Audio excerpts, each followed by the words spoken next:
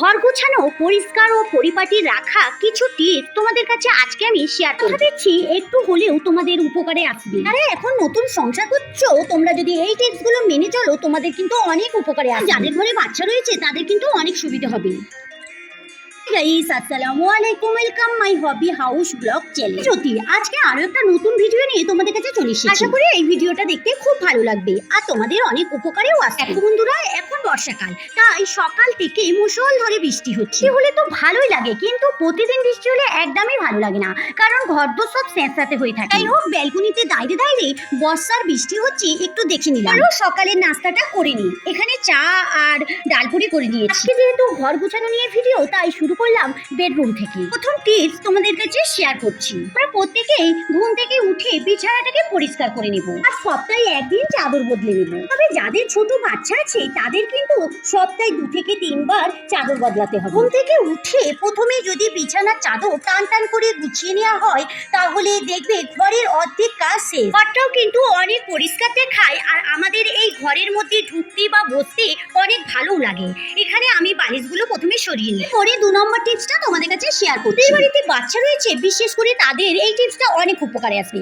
এখানে চাদরের 4টে কোণে আমি 4টে গিট বেঁধে নিচ্ছি। গিটটা বাঁধার পর এই গিটটা আমি একদম যে আমাদের গদি বলে সেই গদির একদম নিচের দিকে ঢুকিয়ে দেবো। দেখবে আমাদের বাচ্চারা যতই গদির উপরে লাফালাফি করুক বা এলোমেলো করুক, কিন্তু গদির চাদরটা একই থাকবে। আমাদের চাদরটা বারবার করে ঠিক করতে হবে না, দেখবে সারাদিন চাদরটা খুব পরিষ্কারই থাকবে। আমরা কিন্তু চাদরের চারিপাশে এরকম করে গুজে গুজে ভিতর দিকে ঢুকিয়ে দেবো, কোনো দিক থেকে নেই চাদরটা খোলার চান্স থাকবে। বন্ধুরা, এই পাশটা আমাদের আঙুল বা হাত ঢুকতে চাই না, তখন আমরা একটা চিরুনি দিয়ে এইভাবে এরম ভাবে ঢুকিয়ে দেবো, তাহলে খুব ভালো করে পরিষ্কার হয়ে যাবে। দেখা যাবে আমাদের হাতেও ব্যথা হবে না আর আমাদের কাজটাও কিন্তু অনেক পরিষ্কার তো হবে।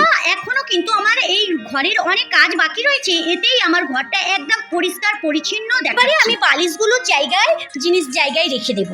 যারা আমার ভিডিওটা এই পর্যন্ত দেখলে কিন্তু একটা লাইক দিতে ভুলে গিয়েছো, প্লিজ একটা লাইক দিয়ে ভিডিওটা কন্টিনিউ করতে থাকো। ভিডিওটা যদি তোমাদের ভালো লেগে থাকে, তাহলে ভিডিওর বিষয়ে কোনো যদি মতামত থাকে তাহলে কমেন্ট বক্সে জানাতে একদম ভুলবে না। তোমরা যদি আমার নতুন বন্ধু হয়ে থাকো তাহলে চ্যানেলটা সাবস্ক্রাইব করে সঙ্গে থাকতে পারো। যারা ফেসবুক থেকে দেখছো তারা অবশ্যই পেজটাকে ফলো করতে পারো। এখানে চলে এসেছি, আমার এই র্যাকটায় অনেক ধুলো ময়লা হয়েছে, এটাকে পরিষ্কার করার জন্য। তোমরা অনেকেই জানো আমি 3 তলার উপরে থাকি এবং রাস্তার ধারেই আমার রুমটা বা ঘরটা, আর তার কারণেই রাস্তা দিয়ে অনেক গাড়ি যাতায়াত করে আর আমার রুমের মধ্যে অনেক ধুলো বালি ঢুকে। প্রায় কিন্তু নিয়ম মেনে আমাকে এই ধুলো বালিগুলো পরিষ্কার পরিচ্ছন্ন করতে হয়। 3 নম্বর টিপস হলো, তোমরা যদি এরকম আমার হাতে যে ঝাড়ুটা রয়েছে, এটা কিন্তু ধুলো বালির পক্ষে অনেক ভালো। এরকম যদি একটা ঝাড়ু হাতের কাছে রেখে দাও, এরকম যদি কোনো আমাদের বাড়ির মধ্যে আর্টিফিশিয়াল গাছ বা কোনো টিভির র্যাক বা শোকেস থাকে, এই ঝাড়ুটা দিয়ে খুব ভালো করে পরিষ্কার হয়ে যায়। হচ্ছে প্রতিদিন যদি আমরা আমাদের ঘরে ধুলো ময়লা পরিষ্কার করি, তাহলে কিন্তু আমাদের অনেক কষ্ট হয়ে যাবে। আমরা যদি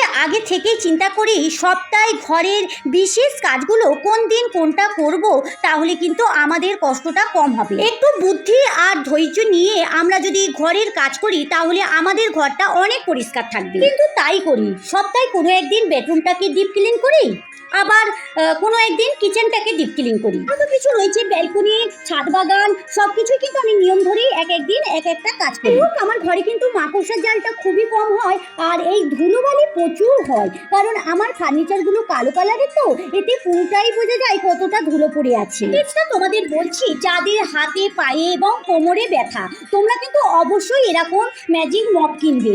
এতে কিন্তু ঘর অনেকটাই পরিষ্কার থাকে আর কিন্তু তোমাদের কোমরে হাতে পায়ে ব্যথাটাও দূর হবে। বলতে অনেকের কোমরে ব্যথা থাকে, তারা কিন্তু ওই নিচু হয়ে ঘরটা মুছতে পারে না, পরিষ্কার করতে পারে না, তাদের ঘর কিন্তু পরিষ্কারও থাকে না। তবে ঘর যদি পরিষ্কার না থাকে কিন্তু মনটাও ভালো লাগবে না, তার কারণেই তোমরা কিন্তু এরকম ম্যাজিক মপ দিয়ে একদম খুব সহজেই ঘর, বেডরুম, ডাইনিং রুম সব কিছুই পরিষ্কার পরিচ্ছন্ন করে মুছতে পারবে। আমার 2টো রুম পরিষ্কার করা হয়ে গেছে, এখানে দেখো খুব ভালো করে এটা দিয়ে মোছা যায়। তারপরে আমি আমার এই ডাইনিং রুমের এই প্যাসেজটার কাছে মোছামুছি করব। এদিকে দেখো জানালার পাশে আমার কিছু ইনডোর প্ল্যান্টও রয়েছে, যেগুলো দিয়ে আমি আমার বেডরুমটা সাজাবার জন্য রেডি করছি। কিন্তু অনেকেই আমার কমেন্ট বক্স ভরিয়ে দিয়েছো যে দিদি বেডরুমটা একটু ইনডোর প্ল্যান্ট দিয়ে সাজাও, আর আমি তার জন্যই কিছু গাছের ব্যবস্থা করছি। সব গাছ তো আমার কাছে অ্যাভেলেবেল নেই, যে এক দুটো গাছ আছে আমার কাছে ইনডোর প্ল্যান্ট, সেগুলো দিয়ে শুধু ঘরটা সাজালে বেশি দেখতে ভালো লাগবে না, তাই কিছু গাছের ব্যবস্থা করেই সাজাবো। ভিডিওটার জন্য একটু লেট হতে পারে, তোমরা অপেক্ষা করো। আরে টিপসটা তোমাদের বলছি, দেখো আমাদের বেসিনের পাশে বা বাথরুমের পাশে এরকম যদি একটা লন্ড্রি বক্স থাকে তাহলে কিন্তু আমাদের ঘরটাও অনেক পরিষ্কার থাকে। আর এই লন্ড্রি বক্সটা কিন্তু আমার চাকাওয়ালা, নিচের দিকে চাকা আছে, যেরকম খুশি যেখানে খুশি আমি এরকম করে সরিয়ে নিতে পারি। যে কাপড়গুলো ধোবো সেগুলো যদি আগের দিন রাতে নিয়ে এই লন্ড্রি বক্সে রেখে দিই, বা বাচ্চারা গোসল করার সময় যে কাপড়গুলো রাখে সেগুলো যদি লন্ড্রি বক্সে রেখে দেয় তাহলে কিন্তু ঘরটা পরিষ্কার থাকে। তো এদিকে দেখো আমি ওই লন্ড্রি বক্সে যে কাপড়গুলো আগের দিনে রেখেছিলাম বাচ্চাদের স্কুল ড্রেস ওগুলোই ধুয়ে নিচ্ছি। একটু বৃষ্টি থেমেছে তাই কাপড়গুলো একটু দিয়ে দিচ্ছি, কিন্তু রোদ নেই। আর এখানে একটা ছোট্ট সালকি পাখি, মনে হচ্ছে বৃষ্টির কারণে ওর খিদে পেয়েছে, তাই আমি নিচে থেকে একটু চাল এনে ওকে দিচ্ছি। ও কিন্তু ভয়েতে চলেও গেল। যাই হোক, আমাকে হয়তো ভয় পেয়েছে, আমি চলে গেলে এসে খাবে। এখানে চলে এসেছি রান্নাঘরে। আর দেখো বন্ধুরা, এখানে আদা রসুন শেষ হয়ে গেছে। রান্নার সময় যদি আদা রসুন শেষ হয়ে যায় তাহলে অনেকটাই রাগ ধরে যায়। কি বা করা যাবে, এখন আদা রসুন ছিলে তারপরে পেস্ট করে তো রান্না করতেই হবে, তাই এখানে আমি কিছু প্রয়োজন মতো আদা রসুন ছিলে পেস্ট করে নেব। জানো তো বন্ধুরা, আজকে কি রান্না করব? আজকে বিরিয়ানি করতে হবে।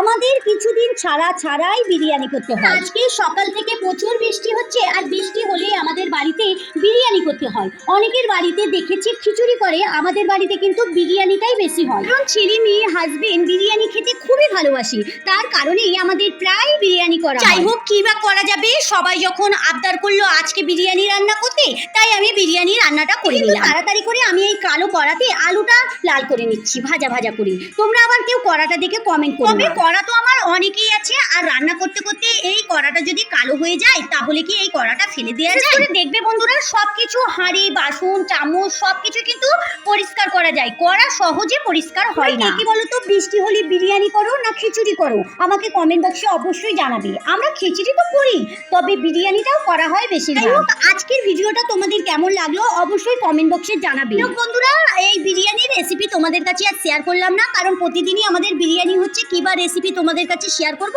আর প্রতিদিন তাড়াতাড়ি করে বিরিয়ানি করা, তোমাদের কাছে রেসিপিটা শেয়ার করা সম্ভব হয়ে ওঠে না। এখন বেশিরভাগ সবাই কিন্তু বিরিয়ানি রান্না করতে পারে, আর বিরিয়ানি এখন কিন্তু সবাই খুবই ভালোবাসে। বিরিয়ানিটা হয়ে গেছে, এবারে মেয়েকে হাজবেন্ডকে ছেলেকে সবাইকে দিয়ে দিয়ে আজকের ভিডিওটা এই পর্যন্তই। তাহলে বন্ধুরা চলো, আজকের মতো ভিডিও এই পর্যন্তই। দেখা হচ্ছে নতুন কোনো ভিডিওর সঙ্গে। ভালো থেকো, সুস্থ থেকো, সাবধানে থেকো।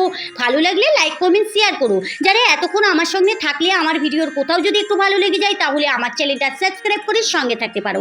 যারা এই কাজটা করে রেখেছো তাদেরকে অসংখ্য ধন্যবাদ, থ্যাংক ইউ।